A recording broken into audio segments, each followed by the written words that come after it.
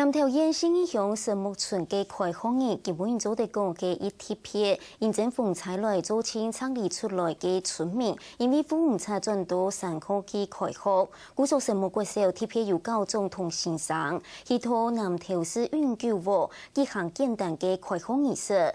高总讲，但是嘅先生佢见啲学校等呢，所以学生嘅转到神木村，就做得停电图书上课。一度声音嘅就讲，希望做地位转到学校读书。打造大队永久屋嘅水木村民张准皮20照，水木國小嘅高中老先生每當講從山當下來，老家長溝通之後，決定先對永久屋進行開學儀式，認為村教是日嘅學生呢，一下在對永久屋嘅學生求熱實殺。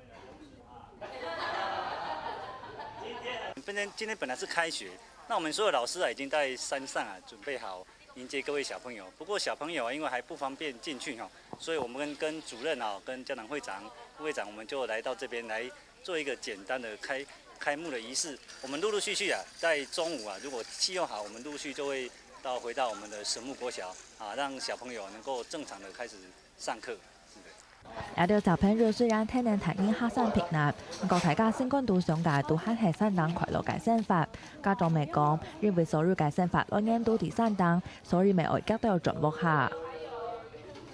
因為山當嘅空氣還有你也學唔到嘅東西，山當都有，還有山當唔會還會搞。嗰時候較幾做啲山當。係啊。可能只要是無落水路行好，可能一下當主，可能就會轉移嘅。因為嗰片行中搶購嚟嘅話，冇裝嘅嘛做唔得啦。天時強強問題，部分村民已經開始整理東西，準備外轉水木村。線上理解水木國小高中講，啱嘅開學典禮開始當貼片，不過最重要嘅就係大家都平安，所以轉到學校繼續上課。下個星期李峰期南投報道。